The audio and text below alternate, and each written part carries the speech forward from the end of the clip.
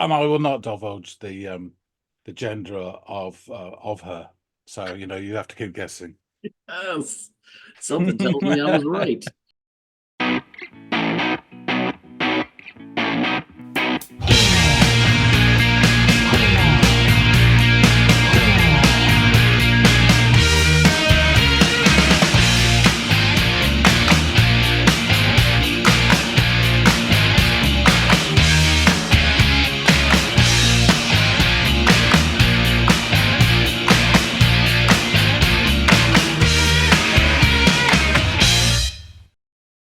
Hey, everybody out there in YouTube, welcome back to another installment of the Audiophiles. It's Andy and John, and you know what we do. We share songs with one another, and we go off and give them a listen, and then come back and discuss them thoroughly. John, you are up to bat, sir. What have you got in store for the class today, my friend? Okay, we have a tune from a band. It's a long time coming, to be fair. And the band is Stereolab. Okay, You must yeah, have heard of them. I've heard of them, and I've heard you like expand on them a little bit, but I haven't. I don't think I'm familiar with any of their works, to be quite honest with you. Only of their existence. Okay, that's good. Yeah, We, it should work out. we should take you on a little stereophonic journey. Okay. So this track is called Pack Your, spelt YR, Romantic Mind. Okay. All right. And it's weird. So your is the only word they chose to truncate like that? Right. Yeah, I don't know why, but they did. Okay. All right. That's interesting. All right. I'll run off and give this a listen and come back and let you know what I think of it, man.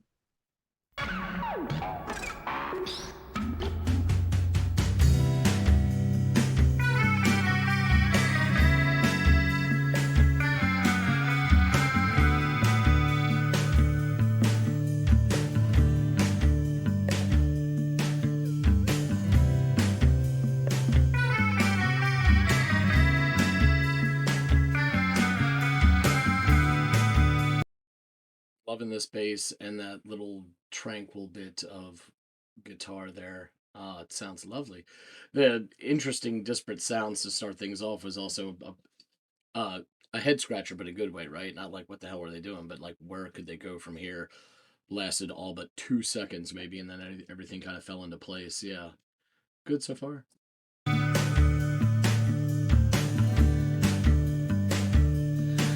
greater is the beauty, the profounder is its thing, significant of the forbidden, transgressing eroticism. The greater is the beauty, the profounder is its thing, significant of the forbidden, transgressing eroticism. The greater is the beauty, the profounder is the stain, significant of the forbidden, transgressing eroticism. The greater is the beauty, the profounder is the stain, significant of the forbidden, transgressing eroticism. The greater is the beauty, the profounder is the stain, significant of the forbidden, transgressing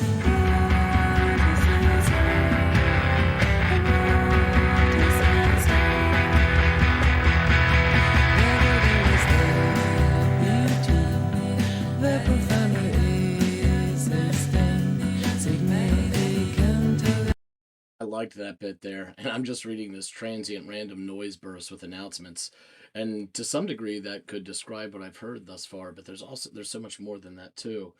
I think they're being a little cheeky with that. There's a lot more to their sound than that. I loved how it kind of built there with a little fervor, only to kind of calm back down. Interesting. I don't know if that's foreshadowing of things to come. If it is, great. If not, great. I look forward to seeing where the rest of this one goes. forbidden, transgressed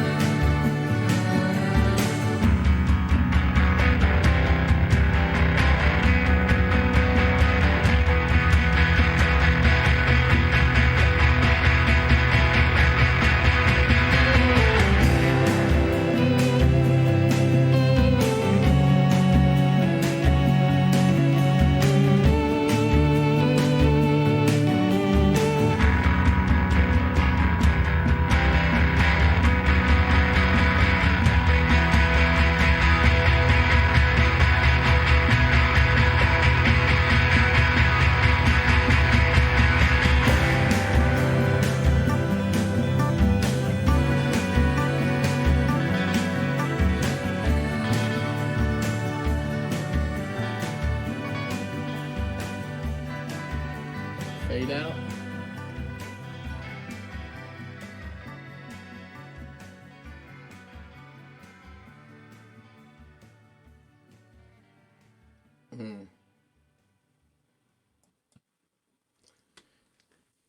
Yeah, that was really interesting. I liked the dynamic play there. I like how they led, and maybe this is just me, but they led me to believe that that sort of was going to, at some point, because they use it several times, but at some point going to culminate into something, and the closest it got to that was like extending its sound and escalating it a little more, only to do what it did before all those other times, just fall into the subtlety of the music.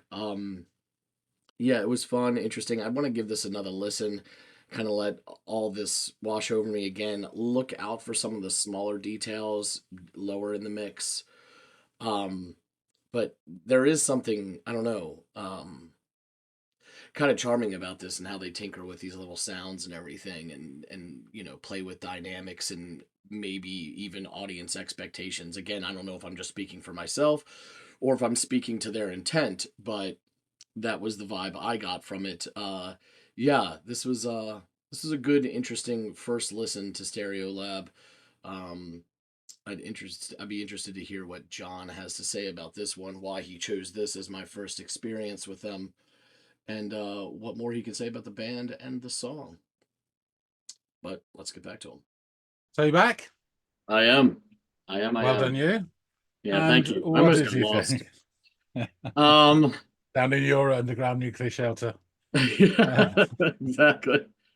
Um, this was a really interesting first listen to this band, and I'm curious what educated your decision for this. If it was like a I love this, or I think this is a really interesting first listen for someone who's never heard them, or I think Andy would really enjoy this.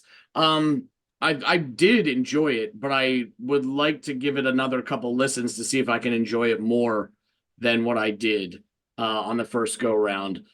The first couple of seconds, we get these like curious random sounds before the song kind of falls into place, which I thought was interesting.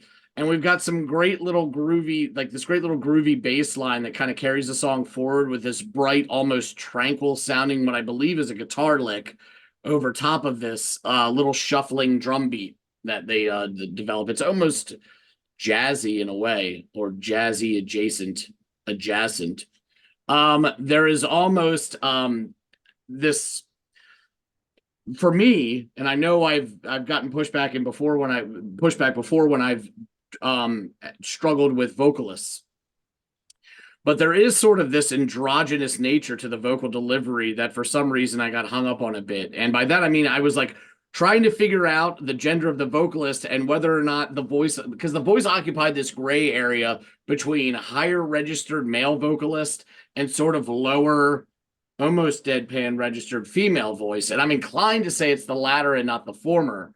But I did find it very interesting nonetheless. It didn't deter from the song. Maybe it pulled my attention away from some of the other stuff I should have been listening to, but I was thinking, man, what are we working with here?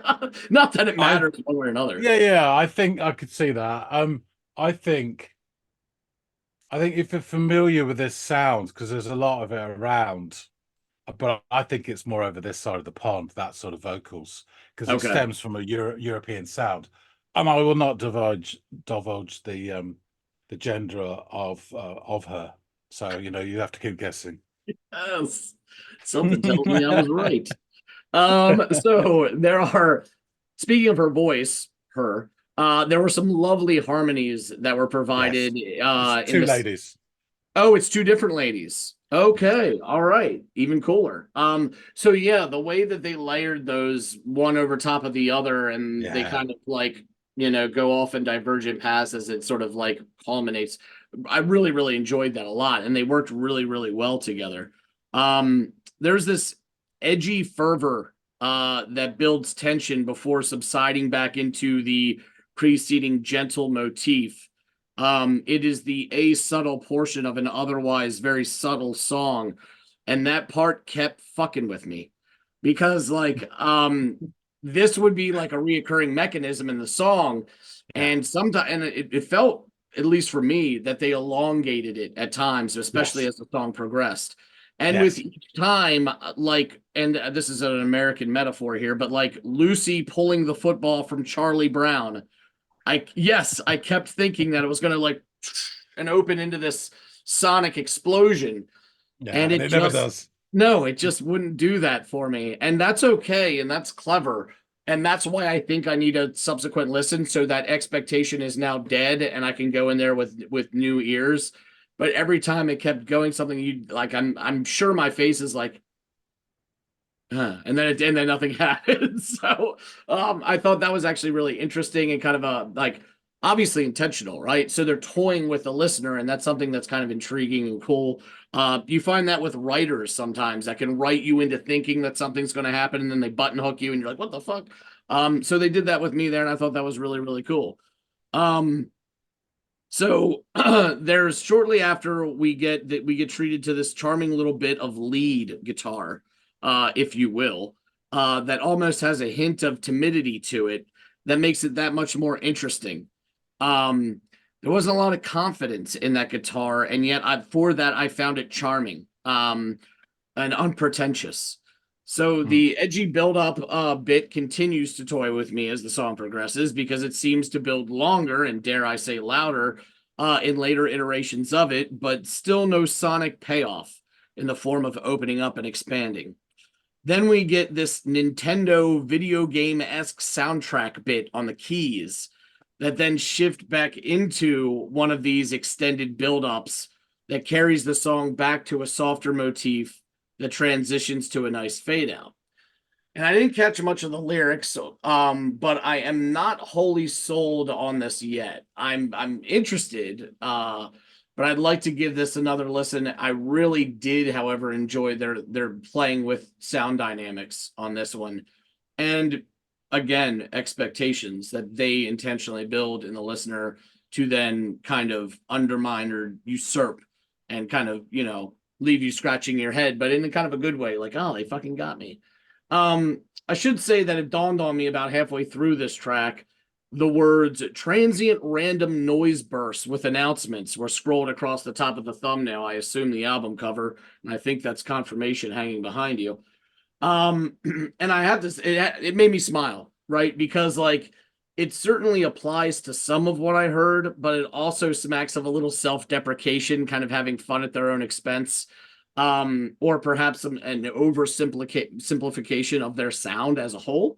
But there were bits of that, blurb that they have scrolled up there happening in the music, which made me laugh once I realized it was staring me right in the face. But yeah, I enjoyed this. I think I could and would enjoy it more now that I've heard it and I kind of have digested it a bit and I understand it. And you're Cool. going to help me understand it more, so feel free. Don't hold your breath. So yeah, I'll go into it, the band, etc. But yeah, the reason I picked this is Stereolab have such a divergence to their sound while still maintaining the, it's them that's doing the music, but there are different elements and aspects to their music, both in terms of melody, but in structure, production, all these things that make them really, really interesting band and hugely influential as well. And the reason I picked this song is because I think it's a really interesting song, which is on the surface immediate and just easy to listen to, but then the structure of this song is such that it plays with your mind a little bit. And I thought that would make you think rather than anything. And I didn't expect you to come back gushing about how wonderful this is. I think it's one of these ones which is a grower as well. You can see that for sure. Yeah, and from a really interesting album as well. So I'll just go into, sorry, as I spoke to you off camera, I have just burnt the top of my mouth for eating very, very hot pizza very quickly, getting ready for this. So I'll just take a swig. By all means. Didn't help at all. So Stereolab are an Anglo-French band formed in London in 1990. described as avant pop, post rock, indie electronic, indie rock, and lots of other scattergun genres in between. And they went from 1990 to 2009, hiatus, 2019 to present, live shows only, no new output. So Tim Gain was one of the people who formed a band called McCarthy in 1985, which was a kind of Marxist-leaning indie guitar band. And Gain met Laetitia Sadier at one of the McCarthy gigs in Paris in 1988. They very quickly became a couple, and she was kind of disillusioned with the music scene in Paris. She's French, and she left her homeland to join Gain in London and pursue a musical career there, which we all know is the center of the universe. Sorry. Can I ask what inspired the name? Because I have an idea. I'll just get onto that. Okay, and Which one? McCarthy? I mean, McCarthy. Yes, McCarthy. Yeah, it's ironic, isn't it? You know, because yes, because you say Marxist, and then I think of this, like, you know, the witch hunt that was happening during the McCarthy hearings in that era here. So I'm like, oh, that's a nice senator. Needle at the son of a bitch. I know, it's great, isn't it? That you're doing this sort of left of center stuff.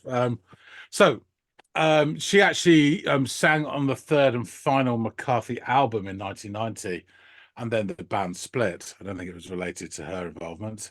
Gain and Sadier immediately formed Stereolab, and the name coming from a division of Vanguard Records, which demonstrated hi-fi effects. And it's kind of cool. I got, just as a quick aside, one of the second or third Ko-fi requests I sent to Greg and Chris was a Stereolab song. And I think Chris commented that the name's really appropriate because you've got the stereos in music and lab as an experiment. So it just works as a overall brand for them. So they set up their own label, Duophonic Super 45s, which became known as Duophonic. And the lineup for the band at this time, she on the records and stuff, it was Sia Sadier, as in C SeayA. She was vocals, Tim Gain guitars, Moog, and Farsifa, and Martin Keane bass, Joe Dilworth drums, and Gina Morris second vocals. They released their first 10-inch EP. I've said this before. I don't know why, but 10-inch records are cool. You actually get less for your money, but there's just something about them is cool. So they released their first EP, 10-inch, called Super Electric in 91, and then a 7-inch single called Stunning Debut Album. It wasn't an album, it was a single. So this was literal naming convention that they subscribed to, and not only that album, but now here we have it again. That's funny. They have a sense of humor as well. It was like a DIY project. So all the band got involved in designing, actually packaging these limited edition releases, which they sold through mail order, through gigs, and through the Rough Trade record shop at Ladbroke Grove, which we spoke about before. The first album, Peng, followed in 92. Now, the artwork to this, and I will show you this, the artwork to this and the title of this album came from a comic strip called Der Tödliche Finger, which appeared in a Swiss underground newspaper in 1970. The main character, Cliff, appears in various forms on the cover of their first 5 releases. And Peng is a German onomatopoeia for a loud pop or bang, or in this case, a gunshot. I've actually managed to source the original cartoon from the Swiss magazine, so I will edit it in so viewers can see what I'm talking about.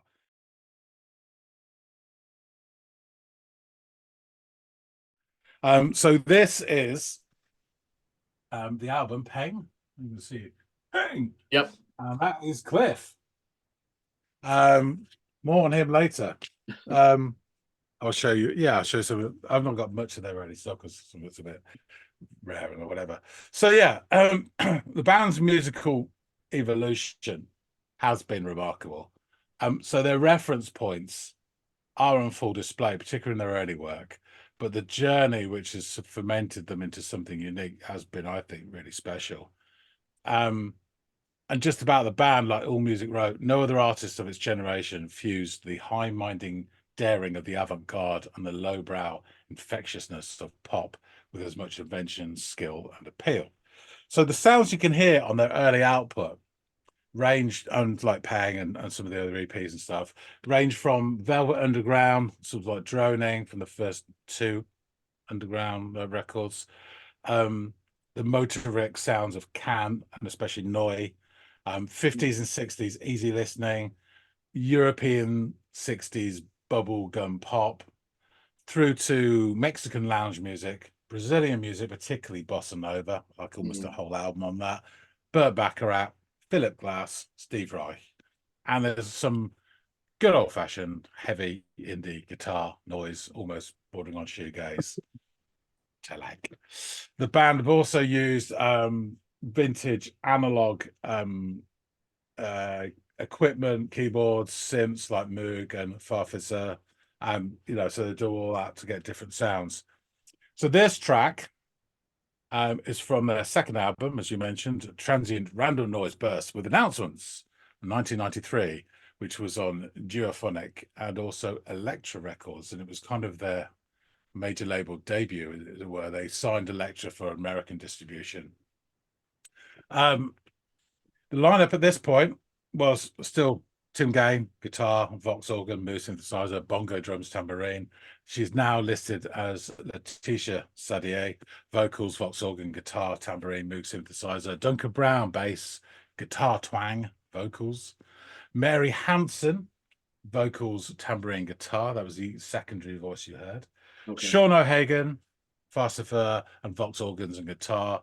And Andy Ramsey, percussion, Vox organ, and bouzouki, which I believe is like a Greek, like a elongated mandolin. So with its sort of overdriven lo-fi production, nudging shoegaze in parts, it's definitely their noisiest album and output, which is probably why I love it the most. The album's sleeve design was adapted from that of a hi-fi test record issued by Hi-Fi Sound magazine in 1969. And they actually have sort of the back of it and bits in it have almost like instructions, and it's written like it was an old record from that era. But I'll show you a bit of it. The album peaked in the charts at number 62 in the UK, nothing in America. No. All Music wrote, it's one of the most eclectic and experimental releases in Stereolab's early career. Jenny Ondioline, a hypnotic 18-minute epic encompassing dreamy yet driving pop, a krautrock groove, forceful churning guitars, and a furious climax. I nearly gave you that one, but I went easy on you. It's the most ambitious and definitive moment of Stereolab's early years. The very sexy, very French, Pack Your Romantic Mind reveals the growing influence of 50s and 60s easy listening on the group's musical direction. This album reaffirms Stereolab's place as one of the most innovative and evolving groups of the 90s. And Sputnik Music says Transient Random Noise Burst with Announcements is as charming as it is intelligent, is immediate as it is sophisticated, and as appropriate as it is innovative. And if that doesn't make for the ultimate Stereolab experience, I don't know what does. So the aforementioned Jenny Ondioline was released as an EP, which I do have. This is a variation, and they sometimes did that with some of their EPs. Of music was off their album, they do a variant of the cover. But I don't know if you can see the back without getting all. It kind of, you see, it looks like bits from a sort of an old record, the way they put, designed it. Yeah, very pleasing.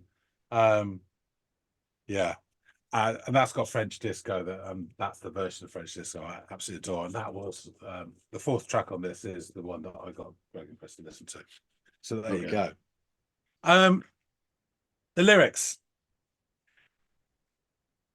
lots of repetition.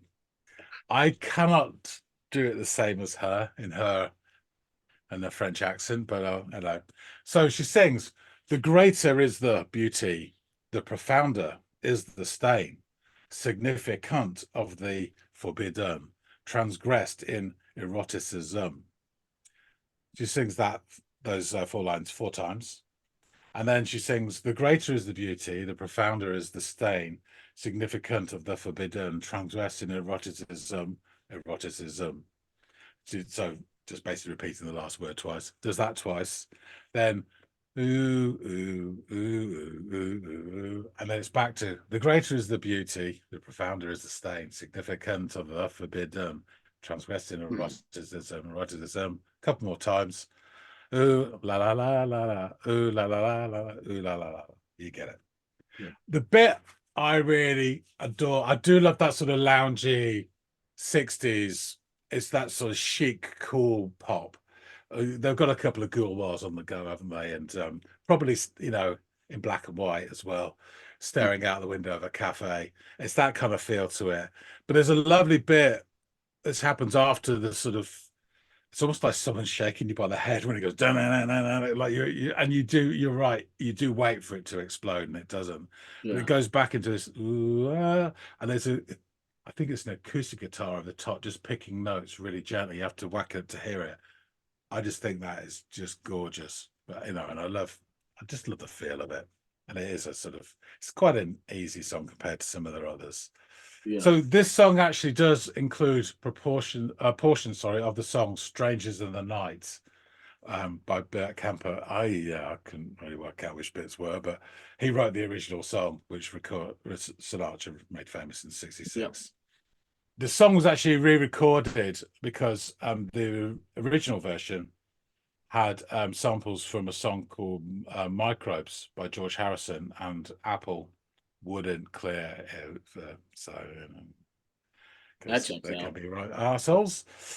So after this album, the group went on a space age pop trip for their next album, Mars Audiac Quintet, and then this sort of looped electronica post rock of Emperor Tomato Ketchup album.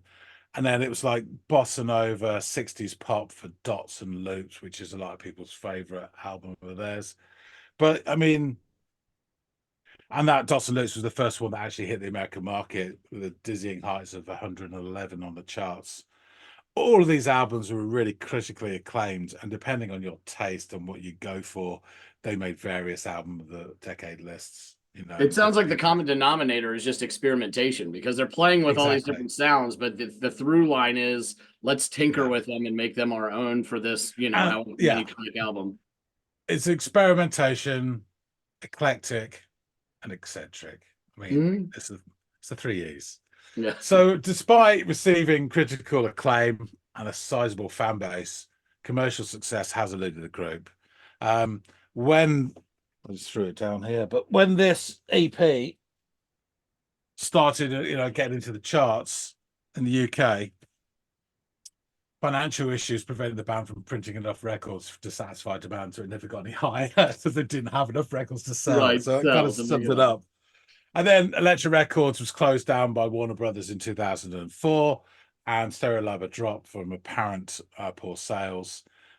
Since then, what they've done is they've gone back to their self-owned label, Geophonic, in conjunction with Too Pure, that we've mentioned before, as a indie record label for worldwide rights, and the two of them do it. And actually, Too Pure helped them release some of their early stuff.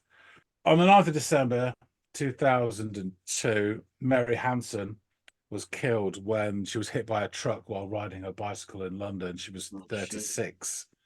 So for the next few months, Stereolab just lay dormant as the members grieved, and they eventually decided to continue.